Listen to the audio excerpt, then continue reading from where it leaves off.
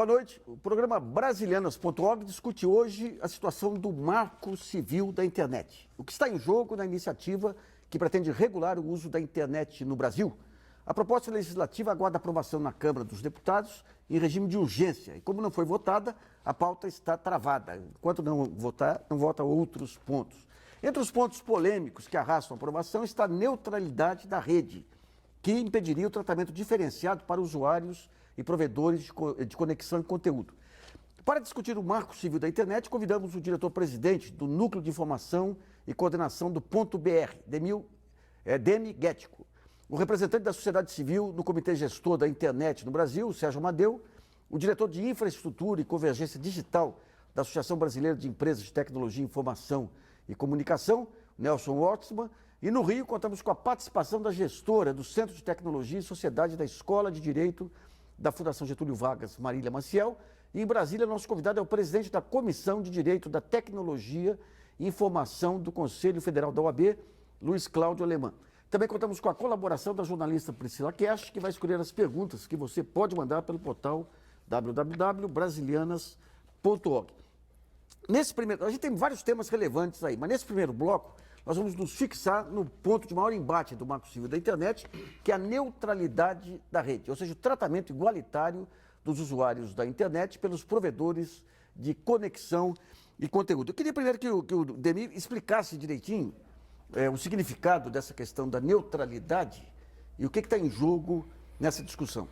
Olha, do meu ponto de vista, a neutralidade é tratar a internet de uma forma global, quer dizer, que cada usuário possa ter uma experiência total da rede e não uma experiência maquiada ou amputada porque alguém acha que você não tem condição de fazer certa coisa ou que algum protocolo que ainda não apareceu está sendo filtrado por algum motivo. Então, o ponto não é modelo econômico, o ponto não é se você tem uma velocidade maior, paga mais ou menos, certamente se você tem uma velocidade maior, você paga mais do que quem tem velocidade menor, mas o fato é que a experiência sua deve ser integral na rede. Ninguém deve censurar o que você vai receber ou não, mesmo em termos de pacotes de internet, em termos de protocolos. Quer dizer, no caso da neutralidade, sem a neutralidade, significa que a companhia telefônica podia cobrar menos de um lado, mais de outro. Não, um exemplo que eu diria seria diferente. Você tem eletricidade na sua casa. Ele diz, não, você pode ligar batedeira, mas não pode ligar liquidificador, porque o liquidificador é diferente da batedeira. Não, eu tenho eletricidade, eu ligo o que eu quiser. Mas a neutralidade se refere especificamente ao tráfego de dados na rede. Sim, mas não ao valor. O custo é diferente para pacotes diferentes, mas o pacote tem que ser amplo na rede, não pode ser um pacote com foco. Você recebe correio eletrônico, mas não rede social, não recebe vídeo, mas recebe chat. Mas permite, digamos, dentro dessa discussão, a cobrança diferenciada aí de pacotes? Se os pacotes têm velocidades diferentes, têm valores diferentes. 2 quilos de feijão são mais caros que 1 quilo de feijão. Mas proporcionalmente ou... Mas o feijão é sempre bom, não pode ser feijão variável. Deixa eu só entender uma coisa, Sérgio. A gente está falando de neutralidade da rede para impedir predomínio de interesses econômicos, de grupos econômicos. A gente tem você tem dois monopólios, um monopólio natural, que é a questão das empresas de telefonia, e tem um monopólio virtual aí, que é a questão das redes sociais também. Sim. Que tem hoje um poder de definição aí, de disseminação de informação quase cartelizado, né? A neutralidade diz respeito só ao tráfego de dados ou entram outros aspectos também? Não, a neutralidade da rede é um termo que vem lá de trás, né? E que diz respeito ao seguinte, o cara que controla o cabo por onde passam os pacotes de informação tem que ser neutro em relação aos pacotes. É basicamente isso. Então é assim, você quer fazer upload para o teu blog, você não paga nada mais. Agora, se eu paguei 10 mega e você pagou 100 mega de velocidade, você vai pagar mais do que eu.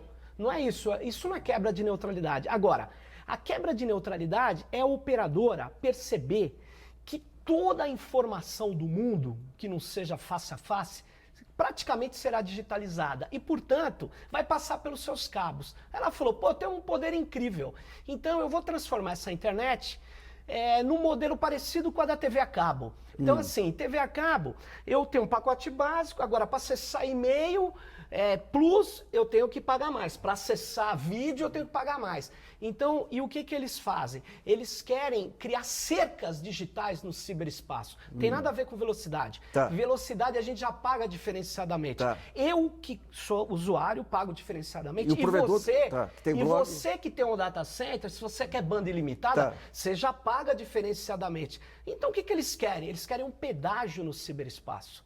Eles querem poder filtrar o tráfego. Eles querem poder bloquear quem não fez acordo comercial com eles, como eles faziam com o VoIP. Quer dizer que quando o ministro Paulo Bernardo diz que o modelo econômico pode não fechar com a neutralidade, ele está blefando.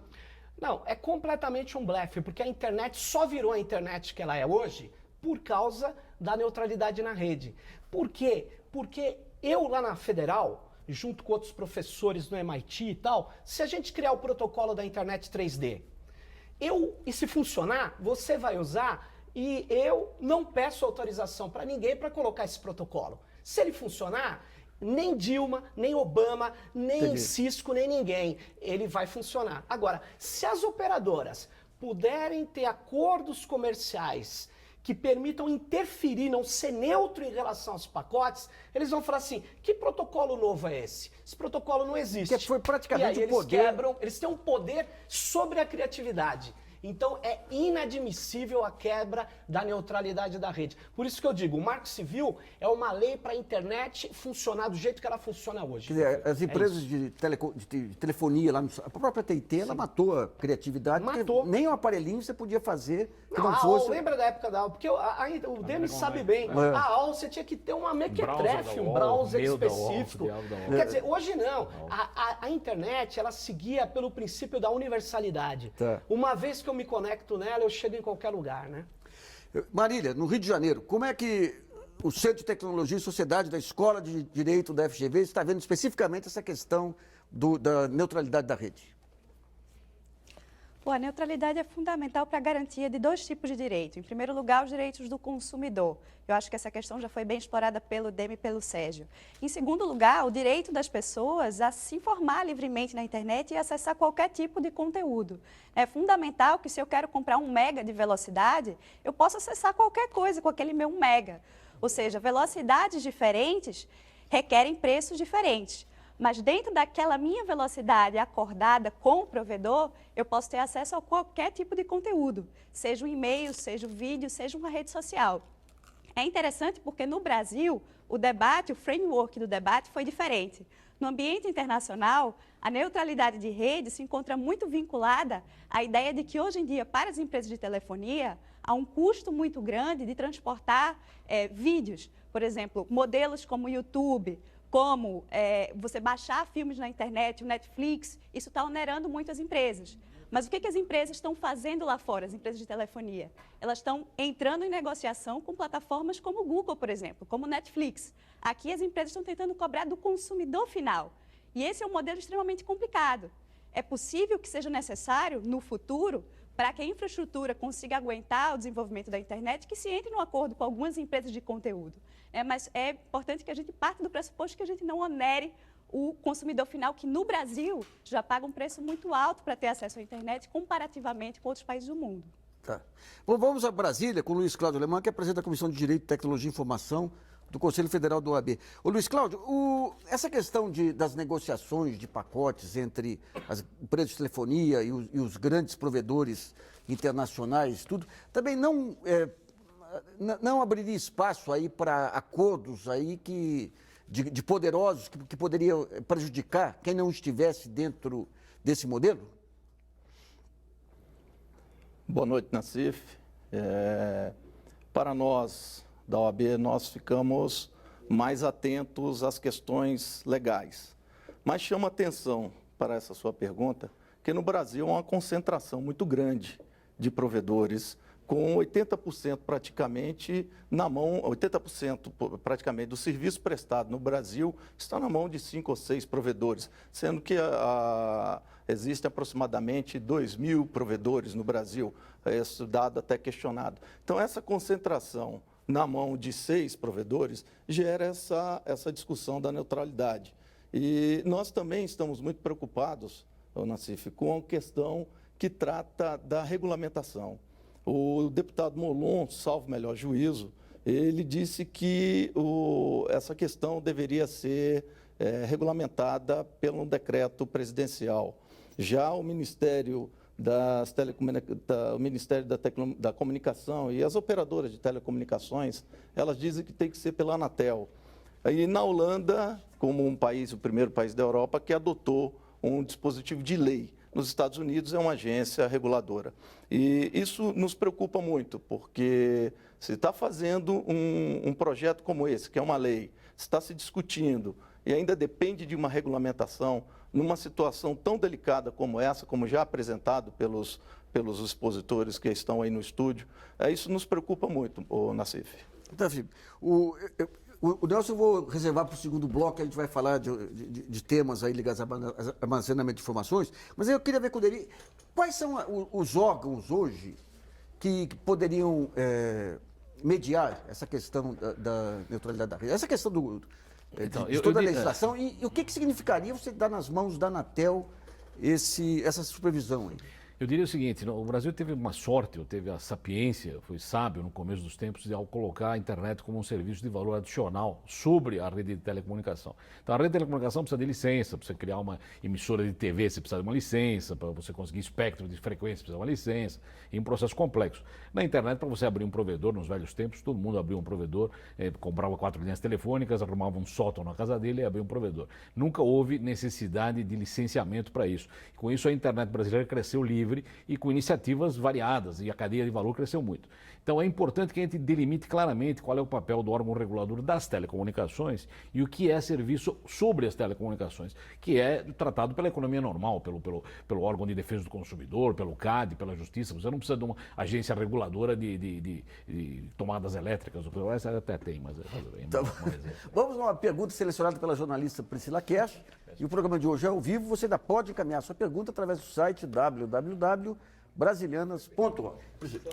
O Eduardo Rafael, de Santo André, São Paulo, pergunta qual é a necessidade de um marco regulatório da internet. Boa pergunta. Olha, excelente pergunta. O Marco Civil da Internet é uma lei que visa garantir que a internet continue funcionando do jeito que ela existe hoje. É uma lei para garantir que nós tenhamos neutralidade da rede quando grandes corporações querem quebrar a neutralidade. É uma lei que quer garantir privacidade, quando hoje privacidade é um direito, mas também a quebra da privacidade é um dos principais ativos econômicos vendidos por aí. Então é uma lei que quer dar garantia para que os brasileiros que usam a internet tenham direitos e deveres claramente definidos. Então é uma lei crucial, porque do contrário, nós vamos começar a ver intrusões dentro da internet, ações contra o cidadão feitas por grandes corporações ou por governos que não interessa a ninguém. Por exemplo, se a presidenta Dilma quiser pegar o meu computador na minha casa, não pode. Aqui no Brasil, só com ordem judicial. Lá nos Estados Unidos, pode. Lá nos Estados Unidos, que hoje é um estado de exceção, queria deixar claro, se o Brasil aprovar o Marco Civil mais ou menos parecido com o que a gente conhece, tirando alguns excessos que nós vamos ver aí, o que nós vamos ter? Uma lei que dá garantias de funcionamento, inclusive econômico. Esta lei vai permitir que o Brasil se desenvolva com mais segurança econômica do que muitos lugares. Pois não, Nelson. Nós temos defendido que o Marco Civil ele tem que ser uma constituinte, não entrar em detalhe. Perfeito. Todos os detalhes devem ser motivo de leis. Então a gente sempre representa uma grande árvore do qual o tronco é o Marco Civil. Aí vai para a criminalização, privacidade, que são os galhos. O que acontece, que é um vício brasileiro, é que quando você discute uma coisa conceitual, você começa a colocar coisas já práticas, regulamentações e assim por diante. É esse o perigo que está começando a acontecer. E eu tive a oportunidade de falar na Câmara o seguinte, o meu medo é que essa árvore vire uma jabuticabeira. Né? Um comentário curto também, só para fazer. Eu acho que quando a gente fala em regulação, tem que tomar algum cuidado, porque a internet cresceu do jeito que cresceu, até porque tinha pouca regulação. Exatamente. Então, se entender o Marco Civil como regulação, é uma regulação contra a regulação. A gente gostaria que ele entrasse para impedir que houvesse a regulação. Eu queria ir para Brasília, voltar com o Luiz Cláudio, que é do Conselho Federal da OAB Nacional. Como é que você está encarando essa discussão aqui, Luiz Cláudio? Sobre o detalhamento da lei? Perfeito. A questão da regulamentação realmente, como já dito, é preocupante. Regular para controlar, não é esse o espírito, não é essa a ideia desde que nasceu a internet. Nós estamos muito preocupados com a independência, a liberdade de expressão, obviamente garantidos aí também a responsabilidade do cidadão que macula a imagem ou denigra a imagem de pessoas. Mas regular para controlar, essa realmente não é o espírito e a ordem realmente ficará atenta a esses dados, essas informações que estão chegando para nós. Eu queria ver com a Marília, no Rio. Marília, se fala muito hoje sobre essa questão da quebra da privacidade, o uso das informações para toda sorte, até para espionagem, se for o caso aí. E de que maneira que se pode inibir esse movimento, se nós temos hoje redes que são internacionais e você tem legislações que são nacionais? Você já discutiu. A presidente Dilma, quando ela foi na ONU, ela lançou essa ideia de ter acordos internacionais. Né? Vocês estão discutindo isso, essa questão da abrangência internacional das redes versus a soberania nacional, as leis nacionais? Eu queria fazer uma relação da tua pergunta com a pergunta do telespectador, porque eu acho que elas se complementam muito bem. Qual a importância do Marco Civil? Por que a gente deve aprovar o Marco Civil da internet? Em primeiro lugar, porque ele é uma lei principiológica. Claro que princípios como liberdade de expressão, privacidade já existem na Constituição Federal. O que o Marco Civil faz é traduzir esses princípios que existem de maneira geral na Constituição para o ambiente digital. E é necessário fazer isso. Por exemplo, quando a gente estava discutindo a questão da guarda de logs, havia um entendimento no judiciário que qualquer pessoa poderia ter acesso aos logs. Explica Hoje os logs em dia, já se consolidou o entendimento de que os logs são fundamentais para a privacidade dos usuários. Então, é uma reinterpretação do princípio da privacidade para o ambiente digital. A segunda razão é que a gente estava tendo decisões judiciais bastante diferentes. Então, o que o Marco Civil faz é esclarecer até que ponto uma plataforma, um intermediário, seja o YouTube, seja o blog de um pequeno blogueiro, ele é responsável por conteúdo postado por terceiro, por exemplo. Então, isso clarifica muito as responsabilidades daqueles que usam a internet. Agora, para que o Marco Civil não serve? Apesar do governo ter tentado inserir alguns dispositivos no Marco Civil para combater a questão do monitoramento das comunicações depois do caso Snowden, isso não é um problema que vai ser resolvido com nenhuma lei específica. Isso é algo que vai demandar políticas de longo prazo sustentáveis. Por quê? Porque o monitoramento ele não acontece só em plataformas como o Facebook, como o Google. Ele acontece nas várias camadas que constroem a internet. Ele acontece nos cabos submarinos que ligam continentes diferentes. Existe o wiretap, ou seja, escuta de comunicações diretamente nesses cabos submarinos, na infraestrutura. Isso acontece com backdoors, ou seja, portas de entrada para que terceiros possam colher informações que são instaladas em hardware, em equipamentos e também em softwares que a gente usa nas nossas máquinas. E existe, claro, o monitoramento das comunicações nas plataformas. É esse ponto específico que o governo está tentando atingir com o Marco Civil, quando ele prevê, por exemplo, que informações, conteúdos de comunicações de brasileiros devem ser guardados em data centers em território nacional. Mas isso é a pequena ponta do iceberg. Existem vários outros problemas que levam ao monitoramento das comunicações que só podem ser resolvidos com políticas sustentáveis e de longo prazo.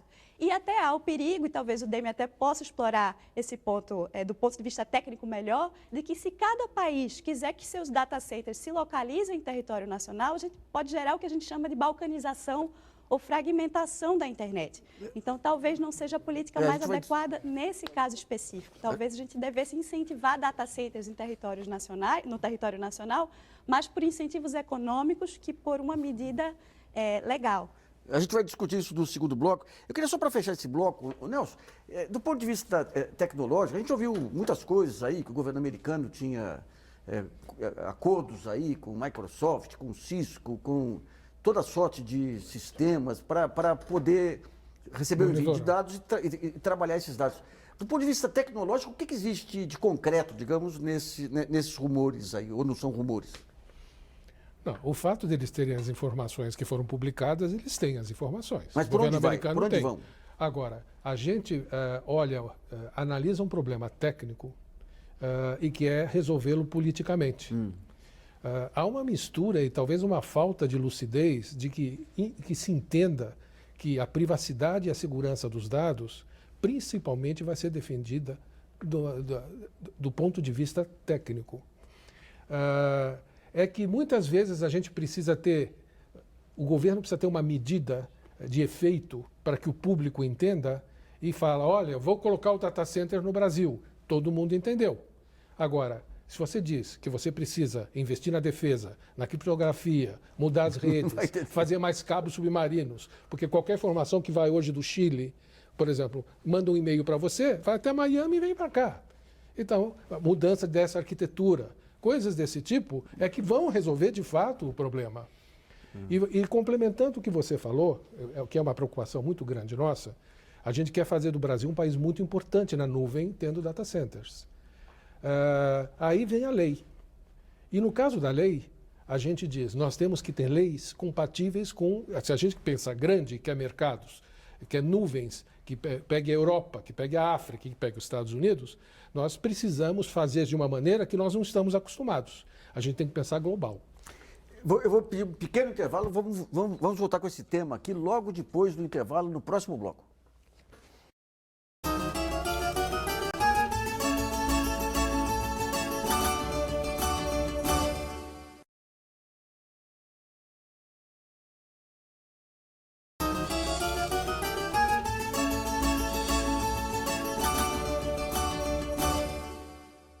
Brasilianas.org, que hoje discute o marco civil da internet. Contamos com a participação do diretor-presidente da NIC-BR, o Demi Guético, do representante do Comitê Gestor da Internet no Brasil, Sérgio Amadeu, do representante da Associação Brasileira de Empresas de Tecnologia da Informação e Comunicação, Nelson Ostman, no Rio, da gestora do Centro de Tecnologia e Sociedade da Escola de Direito da FGV, Marília Maciel, e em Brasília, o presidente da Comissão de Direito da Tecnologia e Informação da OAB Nacional, Luiz Cláudio Alemã. Nesse segundo bloco, vamos falar de um ponto que já levantamos aí no bloco anterior, que é o armazenamento de informações. Os congressistas não entram em acordo quanto ao tempo mínimo de armazenamento de informações de usuários brasileiros e tem essa questão também de colocar aqui no Brasil os data centers. Eu queria ver com o Nelson. Nelson, do ponto de vista de segurança da informação, tem algum significado essa questão dos dados de Google, Facebook, ficarem no Brasil? Seria tão seguro... Se fosse seguro, os dados da Petrobras estão no Brasil e eles foram acessados. O que dá a segurança é a inteligência, é a defesa, a criptografia, o formato da rede e assim por diante. Esse é o primeiro ponto. O segundo ponto, quando a gente fala em segurança, a gente está falando, na verdade, numa questão que o mundo todo está se perguntando. O Brasil tem se aproximado muito da Europa. A presidenta Dilma, inclusive, foi muito feliz na declaração dela na ONU. Após essa declaração, houve uma catalisação, até porque a Angela Merkel também teve os seus problemas. E, imediatamente, o Itamaraty começou a se mexer. E faz umas 2 semanas houve uma reunião no Itamaraty, que provavelmente é uma preparação do que vai acontecer em São Paulo no mês de abril, onde vai se debater internacionalmente pela primeira vez medidas a serem tomadas, que devem ser homogêneas. Porque a gente, se quiser ser uma nuvem que trate um data center no Brasil, que trate dados da Alemanha, com certeza nós precisamos ter leis aqui que são aceitas na Alemanha, senão eles não vão se sentir seguros. E assim a Europa e Estados Unidos e assim por diante. E qual a condição do Brasil de ser um grande puleiro aí de data center? É enorme. Potencialmente, a gente já está acostumado com a história. A gente sempre, potencialmente, é enorme. É enorme. Por quê? O Brasil representa hoje 58% do mercado da América do Sul. O Brasil hoje já tem 50 e poucos % dos data centers da América do Sul, ou América Latina. Mas por questões privadas. Um grande banco faz o data center dele, uma grande companhia telefônica faz o grande data center dela, e mais uma vez faltando o espírito, que muitas vezes falta em tecnologia no Brasil, de um pensamento global. Nós fizemos há 2, 3 anos atrás um estudo com uma consultoria internacional, até para ter a chancela e não dizer que estamos defendendo interesses de ninguém, para que comparássemos um data center sendo instalado naturalmente no Brasil, O mesmo data center em qualquer país vizinho, porque tem países vizinhos que estão fazendo campanhas para atração de data centers. A Colômbia tem feito um trabalho muito bom, a Argentina, Chile, países esses que já têm leis da internet e nós não temos absolutamente nada, a não ser aquela que a Dickmann lá que saiu e a Carolina Dickmann. Nós não temos, nós estamos ainda andando a pé, os outros estão correndo. E na hora que esse data center fictício foi instalado na Argentina, no Chile, na Colômbia, no México e em Miami, porque é uma comparação muito importante, o Brasil deu de 10-0 em todos os tipos de custo, as usual, como nós estamos acostumados. Mas para cima ou para baixo? Para cima. Ah, tá. Nós temos... É o mais caro. O CAPEX, que é o investimento em hardware, ar-condicionado, geração, e assim, gerador e assim por diante, terra, construção, ficou em média 20% a 30% mais caros que os vizinhos. E na operação, onde entra ali energia, entra comunicações, entra mão de obra, mais uma vez, por exemplo, no Brasil, nesse modelo, para você rodar um data center médio, que foi o calculado, se gastava em OPEX $1 milhão por mês. Esse mesmo data center em Miami gasta $500 mil. É pesado. Eu queria voltar a uma questão que foi colocado pela Marília lá, dos logs. Eu queria primeiro que o senhor explicasse para o telespectador os logs e essa questão do prazo de armazenamento dos logs. Ótimo. E também se do ponto de vista dos hackers e tudo, hoje é possível identificar qualquer forma de crime na internet ou tem aqueles provedores do leste europeu aí que permitem disfarces? Não, Nassif, em primeiro lugar, log é um termo para um registro do que você faz na rede. Tem vários tipos de log. Quando eu falo log de conexão, eu estou dizendo o horário, o IP, que é o número que minha máquina precisa para navegar na internet. Aí eu tenho log de aplicação. A minha máquina acessou o blog do Nassif. O blog do Nassif tem o registro do IP que a minha máquina estava usando. Então, tem vários tipos de registro. E foi excelente essa questão, porque o telespectador vai poder saber o que eu estou falando. O seguinte, eu peço que o telespectador, assim que acabar o programa, acesse um site na Turquia ou na Rússia que ele nunca acessou. Em 5 segundos, 6 segundos, 8 segundos, vai abrir esse site na máquina dele. Não vai abrir na máquina do vizinho, não vai abrir na máquina do Demi, vai abrir na máquina dele. Sabe por quê? Porque nós estamos falando de uma rede cibernética de comunicação e controle. Pois bem, todo movimento que você faz na rede deixa um rastro digital. E o que eu tenho defendido, infelizmente não tenho conseguido convencer os nossos pares, é que o que estão falando que é necessário guardar log é um negócio que está marcado para morrer. Quando nós terminarmos a transição do IP, que hoje a gente usa, o sistema de endereçamento, que é a versão 4, que é de 32 bits, para a versão 6, de 128 bits, não tem sentido guardar log de conexão. Ao contrário, eu quero saber se o Marco Civil garante que essas empresas não vinculem um IP à identidade civil minha. Porque na hora que eu tiver um IP que não é mais móvel, que é um IP fixo, sabe o que vai acontecer? Basta eu navegar nos roteadores que o cara vai saber que aquele IP é do Sérgio Amadeu, porque não vai ter mais sentido a gente ficar trocando de IPs, que nós vamos ter mais ou menos 1.500 IPs à disposição de cada um. Então é uma lei marcada para morrer que o setor conservador, que aproveita o desconhecimento generalizado dessa rede para poder vir para cima e dizer que tendo o IP ele vai pegar o bandido. Não, ele vai tornar todo cidadão culpado até que prove inocência. Não resolve o problema de ninguém. Deixa eu ler uma coisinha do IP. Então vamos lá. Por exemplo, de vez em quando tem uns trolls lá no meu blog, eu pego o IP deles. Ótimo. E coloco, bloqueio o IP deles. Ótimo. Aquilo vai afetar um outro comentarista meu que não tem nada a ver com aquele que foi bloqueado. O que é o IP móvel e o IP fixo? Não, você assim, para navegar na internet, vamos supor que o meu provedor é o X.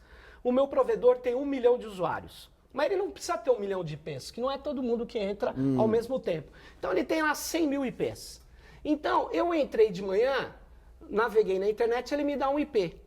entendeu? Não é fixo, ele me deu um IP. Ah, tá, tá. O que a Polícia Federal quer? Quer que guarde essa entrada e saída durante 5 anos, 3 anos. Eles querem o máximo. E eu estou dizendo que eles não devem guardar, a não ser de quem tem a suspeita. À tarde, na hora que eu, no mesmo provedor, for pegar uma navegação, o IP pode ser outro.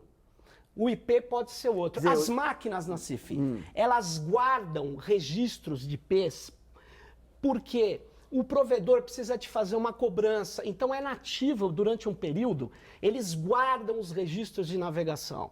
Eles guardam automaticamente. Mas vem cá, o suspeito, o IP suspeito, Sim. pode ser que a suspeita não apareça no mesmo momento que é cometido o crime. Pode ser que se identifique. Não faz mal, ele vai cometer um erro. Não há, por exemplo, eu estou andando na minha sala e vejo meu filho pegando um site de pedofilia. Eu vou lá e descubro facilmente qual é o IP do lugar que aparentemente está hospedado esse site. Por que eu estou falando isso?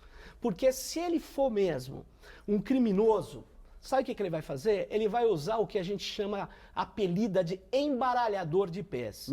Entendeu? Então não vai resolver nada. Não vai resolver nada. Ele usa uma rede de proxy anônimo. Da Romênia, essa lei da nossa só pega o cidadão comum. E esses entendi, caras, entendi. eu vou dizer uma coisa, Nassif. O cara foi e criou um e-mail falso na Eslovênia, no Yahoo da Eslovênia. Aí ele vem e fica te xingando, te difamando, que é o crime mais comum. Ele fica entrando. Só que toda vez que ele for te difamar e ele esquecer disso e entrar na casa dele, o IP que vai estar sendo registrado no Google, no Facebook, é o IP dele aqui no Brasil. Por isso que e eu aí peguei, a Polícia tá certo. Federal, em vez de trabalhar, fica querendo quebrar generalizadamente Entendi.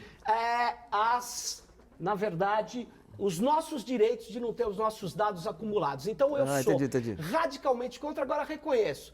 Nós, do movimento de defesa da liberdade na rede, não conseguimos convencer os nossos pares, mas nós vamos chegar lá. Você foi convencido ou não foi? Não. Temos uma divergência aqui, que eu acho que não é grande, é uma divergência conceitual. Uma coisa é o que é a estrutura técnica da internet e outra coisa é que você deve permitir ou não por lei.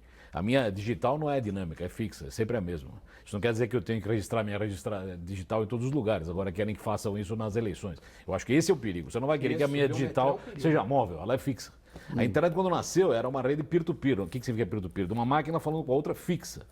A falta de endereço IPv4 fez essa gambiarra que foi gerar IPs dinâmicos. Os IPs dinâmicos não existiriam se cada máquina pudesse manter o IP fixo. Entendi. O IPv6 traz de volta a ideia que você pode manter a rede fixa, como ela era na sua origem. Isso não é um defeito de nascença, não é um defeito genético. Você tem que consertar isso por lei adequada. Da mesma forma que a minha digital é fixa, isso não quer dizer que ela tem que estar disponível para todo mundo.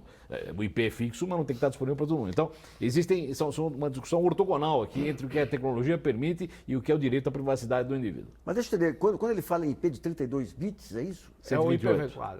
IPv4 O tem que é IPv4? Explica. IPv4 é o que nós temos hoje, dá um direito a 4 bilhões de combinações diferentes. A rede, do jeito que foi pensada pelo Windsurf nos velhos tempos, caberiam 4 bilhões de máquinas diferentes. Nós já estamos no limite disso há bastante tempo, tem mais que 4 bilhões. A nova rede, ela tem um número estúpido, não dá para falar, 128 bits. Cada indivíduo vai ter para si mais de 4 bilhões de endereços específicos. Então, o que tem na internet inteira hoje teria para um único indivíduo só. Eu falei bom bastante. 1.500. Celular, quando eles esgotar, eles colocaram Então, um número a mais. vai ter, não é um número a mais, é um caminhão Sim. de números a mais. Não, então, Sabe o que? exemplificando. Vamos. Muito bem. Calma. Quando você fala que cada usuário vai ter 4 bilhões de IPs à sua disposição, o que você quer dizer com isso? Você pode dar número pro seu cachorro, pro seu cabelo, pro botão da sua Pro roupa, pro liquidificador. Internet das coisas. Tudo que você tiver na sua casa que esteja ligável pode ter um endereço específico. Tá. Fixo. Tá. Bom, deixa eu ver com a Marília. Marília, essa questão da privacidade versus o anonimato, a questão do anonimato na rede. O anonimato ele é importante para várias coisas. Quando, digamos, você tem crimes de calúnia, injúria, difamação, também denúncias, o anonimato às vezes é questionado. Como é que vocês estão analisando essa questão da privacidade e a questão do anonimato aí? O anonimato na internet tem sido fundamental, principalmente no âmbito do cyberativismo. Existem vários ativistas que blogam, que escrevem, que participam da internet, mas que estão localizados em países onde existe censura, onde existe perseguição. Então, é fundamental que a gente regule a internet mas que garanta essa possibilidade de que as pessoas possam usar a internet livremente, de modo anônimo, se for necessário. Se eu participo de um fórum de discussão, por exemplo, eu posso escolher colocar o meu nome, eu posso escolher colocar um pseudônimo. E não há nenhum problema nisso, até o momento em que um problema ocorra de fato, e aí se vai atrás do IP da pessoa, se vai cruzar essa informação do IP com o horário que aquele IP foi dado ao indivíduo X ou Y para poder tentar chegar à identidade do usuário. Agora, essa questão do IP, eu acho que ela se encontra ligada à nossa discussão anterior sobre data centers. Se eu me conecto na internet através de um serviço de proxy que mascara o meu IP, pouco vai adiantar. Ou seja, o governo não vai ter condição de saber se eu estou localizado no Brasil, se eu estou localizado em outro lugar. Então, quais são os dados de quem que precisam estar armazenados no Brasil? Como é que eu vou conseguir garantir que essa pessoa é brasileira? O Marco Civil ele ganhou até outras provisões para reforçar a privacidade. Por exemplo, se num contrato de serviço com o meu provedor de conexão ou com uma plataforma da internet existe um dispositivo que viole a privacidade, esse contrato se torna nulo de pleno direito. A lei brasileira deve se aplicar numa relação de consumo em que uma das partes esteja localizada no Brasil. Mas a gente volta àquele problema técnico, de como é que eu me asseguro que aquela pessoa está de fato localizada no Brasil, ou ela não está utilizando um serviço que naquele momento mascarou o IP da pessoa e deu a ela um IP brasileiro. Então, quando a gente regula a internet, é preciso que haja esse diálogo entre a comunidade de juristas e a comunidade técnica, senão a gente acaba criando leis que são totalmente descoladas da arquitetura da internet e da realidade. Leis que, no fundo, não vão poder ser implementadas. E eu acho que essa tendência maximalista do tempo de guarda de logs é um exemplo disso. Acho que o Marco Civil ele prevê que logs de acesso, ou seja, logs que o meu provedor de conexão registra, esses vão ser guardados por um ano. E que não seria necessário guardar logs de aplicações, ou seja, de plataformas com as quais eu me conecto, a não ser que haja um problema, a não ser que haja uma ordem judicial que peça à empresa para, de fato, guardar essa informação. E acho que as explicações que foram dadas, tanto pelo Sérgio como o Demi, mostram que não é preciso maximizar esse tempo. Que existe um limite técnico e é preciso que os juristas dialoguem também com a comunidade técnica para entender essas limitações e por quê, o que eles estão querendo efetivamente regular. Tá. Eu queria ver com o Luiz Cláudio, lá em Brasília. O Luiz Cláudio, hoje, quando você fica usuário do Gmail ou entra no Facebook, você tem que assinar lá um contrato que ninguém lê, que é um contrato leonino. Como que os usuários devem tratar essa questão e até que ponto que esses contratos, que são contratos de adesão, são aceitos pela legislação brasileira? Nesses casos, esses contratos são contratos realmente, como você disse, de adesão. Mas nós temos aí o Código do Consumidor. O problema é você enfrentar, é você questionar. O que eu estava percebendo nas apresentações anteriores, e isso é muito, muito claro.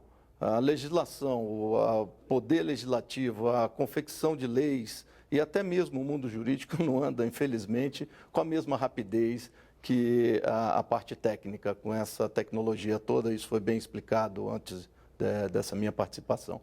Mas o caminho sempre será o Poder Judiciário e sempre será o questionado junto ao Código do Consumidor. Não tem outra solução. Pois é. É interessante essa colocação. O que irritou recentemente muito o governo? Um dos ministérios queria informações sobre um indivíduo onde se desconfiava que ele fazia lavagem de dinheiro. Aí ele foi ao provedor dizendo, me manda esses dados. Esse provedor era americano. A resposta foi, eu não atendo a lei brasileira, eu respeito a lei americana. Eu não vou dar. E foi aí que começamos a falar de privacidade. Isso foi o estopim. Aí os ministros começaram a dizer, nós precisamos arrumar alguma maneira. E uma maneira, vamos colocar os dados no Brasil. Quer dizer, a maneira mais... Quando a gente fala de leis, agora, dessa vez, a gente tem que se lembrar que quando formos formular uma lei, ela tem que ser uma lei de acordos bilaterais. Eu peguei um embaixador, desculpa, só um minutinho, eu peguei um embaixador americano que me chamou na época que estava pegando fogo o problema da espionagem e perguntou por que está uma irritação tão grande. Eu contei esse caso e falei, nós estamos tentando resolver um problema de hoje com as soluções olhando para retrovisor. O grande desafio de resolver agora tudo isso que nós estamos vivendo é novo.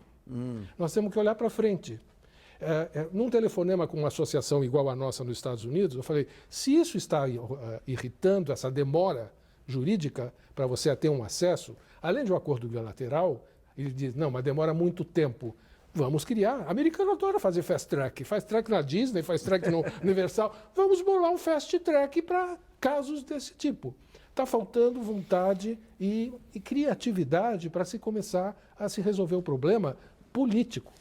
Vamos a mais uma pergunta selecionada pela jornalista Priscila Cash. Lembrando que o programa é ao vivo e você ainda pode mandar sua pergunta pelo portal www.brasilianas.org. O Ronaldo Soares, de Minas Gerais, pergunta quais modelos poderiam inspirar o Brasil, ou seja, se existem legislações lá fora que podem servir de exemplo para a conclusão desse marco aqui no Brasil. Não. Nada? Não.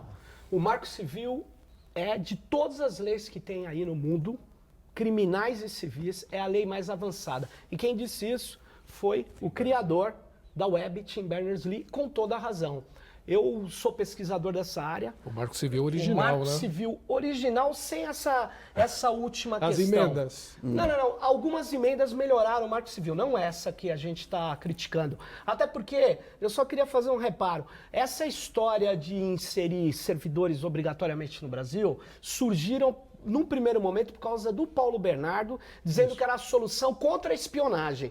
E aí eu queria dizer assim, até o Demi que fala, né? Você tem uma cópia no Brasil, vai impedir que eles tenham uma cópia lá, então você vai ter 2 lugares para espionar, e não um só. Então, na verdade, espionagem não se impede assim. Agora, o que nós estamos vendo é o seguinte, o Marco Civil é uma lei avançada, é uma lei importante. Eu participei da formulação do Marco Civil, ela foi construída pela sociedade civil numa plataforma da cultura digital, 2.000 emendas, 2.000 contribuições, com 2 rodadas de síntese. A presidenta Dilma respeitou esse espírito e enviou para o Congresso. O Molon tentou fazer audiências públicas e incorporar coisas boas. Aí o que aconteceu? O lobby das operadoras de telefonia parou o Marco Civil. Eduardo Cunha. O Eduardo Cunha e o lobby das operadoras. Não, Eduardo Cunha servindo ao lobby das Queria operadoras. lembrar o seguinte, são 4 empresas que param o Congresso Nacional. 4. Isso se chama plutocracia. É o poder de 8% do PIB que esse setor representa contra todos os demais setores econômicos. Então, tem que ficar isso muito claro. E não é verdade o argumento de que, quebrando a neutralidade, eles vão beneficiar os pobres, porque eles vão poder vender pacotes só para e-mail. Lá nessa audiência pública no Congresso Nacional, pude mostrar que dos brasileiros que ganham até um salário mínimo, infelizmente, só 18% estão na internet. E destes, só 45% usam e-mail, 73% usam redes sociais e 53% usam o YouTube. Se você for cobrar mais caro por rede social e pacote de vídeo, você vai prejudicar o mais pobre no Brasil. Vamos para mais um intervalo em brasilianas.org. Volta já.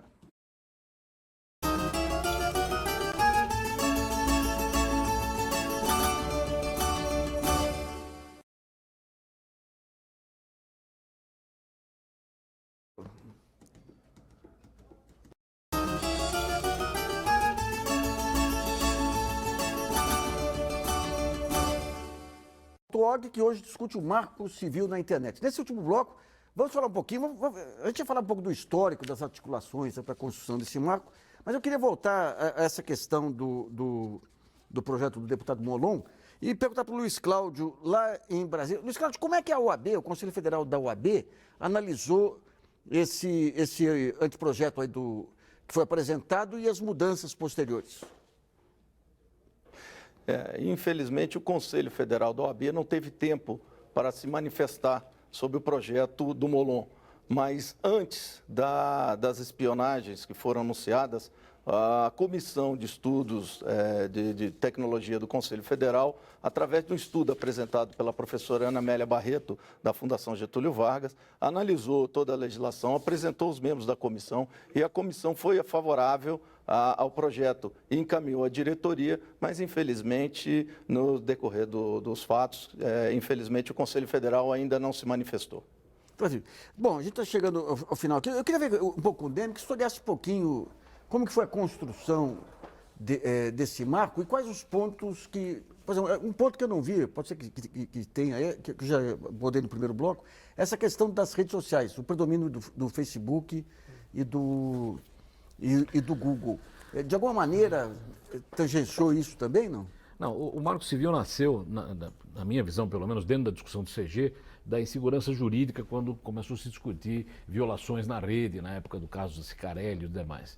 E aí o CG, depois de um ano e meio de debate, conseguiu aprovar um decálogo, que é uma peça que foi elogiada internacionalmente em todos os lugares e que é a base da discussão do Marco Civil depois. A presidente Dilma citou 5 itens do decálogo no discurso da ONU, praticamente ipsis literis. Então, o Marco Civil nasce nesse decálogo do CG e daí, então, evolui como uma construção realmente discutida na sociedade. Explica um pouquinho o que é o CG, o Comitê Gestor, então, como que é constituído? Então, o Comitê Gestor é exatamente um órgão que representa o espírito da internet, porque é construído de uma forma multissetorial. Os diversos setores da comunidade elegem os seus representantes e o governo também nomeia representantes de ministérios.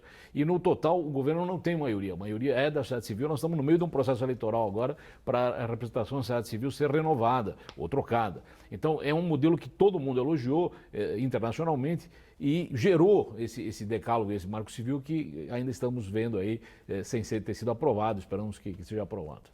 Eu queria fazer um comentário só muito rápido sobre essa parte final, quando se discute negócio de data centers e coisa assim. Eu acho que naturalmente as coisas convergem para o final. Eu estava dizendo para o Sérgio Almadeu, o pico de troca de tráfego brasileiro, nós temos um sistema de pontos de troca de tráfego que o CG, o NIC, cuida. O pico era sempre 4 da tarde de dia de semana. Hoje o pico é 10 da noite de domingo. Ontem nós tivemos o pico, ontem, às 10 da noite, foi 265 bilhões de bits por segundo. Vocês que estão derrubando a audiência do Fantástico? Não, isso significa o quê?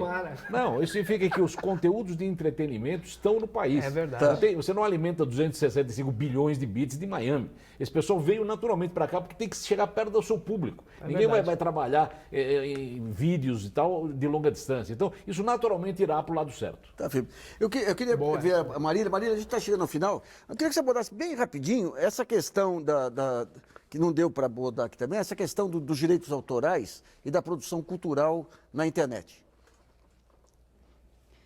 Bem, o Marco Civil traz um dispositivo geral que fala que para retirar qualquer tipo de conteúdo na internet é preciso de ordem judicial. Esse foi um debate muito extenso e acalorado na consulta pública.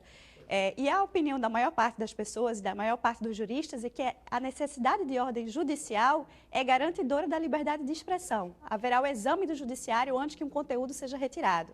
O atual texto do Marco Civil fala que, no caso específico de material protegido por direito autoral, uma legislação específica vai regular qual vai ser o regime de retirada de conteúdo. Provavelmente, essa legislação específica vai ser a Lei de Direitos Autorais, que deve chegar para exame do Congresso bastante em breve. Enquanto isso, vai se aplicar naturalmente a Lei de Direitos Autorais. A título de conclusão, eu só queria pontuar algumas coisas, né? Eu acho que o governo brasileiro ele tem tomado algumas medidas que são importantes, como, por exemplo, tentar fazer com que haja um cabo do BRICS, né, dos países, o Brasil, Rússia, Índia e China, que hoje correspondem a 25% do PIB global, 45% da população. Então, eu acho que é natural que haja um cabo submarino ligando esses países que impeça a troca de tráfego desnecessária, o envio do tráfego na internet por Miami, por exemplo, como a gente comentou aqui. O Brasil tem tentado reforçar a sua criptografia e foi também o único país a se insurgir de modo firme e veemente na Assembleia Geral das Nações Unidas contra o monitoramento das comunicações. Então, minha avaliação geral das medidas tomadas pelo governo brasileiro, em que pese os reparos pontuais que a gente fez aqui, é bastante positiva. Eu acho que os brasileiros, de modo geral, devem apoiar essa insurgência do Brasil contra o monitoramento das comunicações, até porque, do outro lado, países como os Estados Unidos têm acusado o Brasil de querer fragmentar ou balcanizar a internet, e não é esse o caso. Uma iniciativa como o Cabo dos BRICS, por exemplo, é bastante positiva e até um desenvolvimento natural de um número de usuários que cresce majoritariamente hoje no sul global. Não cresce mais tanto no norte, porque as pessoas já estão digitalmente incluídas, mas cresce muito no sul, e é importante que a gente desenvolva a infraestrutura para abarcar esses novos usuários da internet. Tá, Felipe. Nelson, só para entender o que ela colocou, esse cabo submarino ligando os BRICS, por si, garante o quê? A privacidade nas comunicações entre os países. Garante que não passa em Miami, não passa nos Estados Unidos e os americanos não vão ter acesso. A única coisa que me preocupa é que os BRICS, em geral, não todos, evidentemente, não são um exemplo de democracia. E isso também é uma ameaça. Bom, o programa Brasilianas.org sobre o marco civil da internet termina por aqui. Agradeço a participação do diretor-presidente do Núcleo de Informação e Coordenação do Ponto BR, DM Gestico, do representante da sociedade civil do Comitê Gestor da Internet, Sérgio Amadeu, do diretor de Infraestrutura e Convergência Digital da Brascom, Nelson Wortmann, também da gestora do Centro de Tecnologia e Sociedade da Escola de Direito da FGV, mas todo mundo aqui gosta de sigla grande aqui, hein? A Marília Maciel, e em Brasília, o presidente da Comissão de Direito de Tecnologia e de Informação do Conselho Federal da OAB Nacional, Luiz Cláudio Alemã. Também agradeço a colaboração da jornalista Priscila Castro e você que nos acompanhou em mais essa edição. Não se esqueça de continuar colaborando, mandando perguntas, trabalhos e vídeos para o site www.brasilianas.org. Esse espaço aqui também é seu. E voltamos na próxima segunda-feira, às 8 horas da noite. Até lá.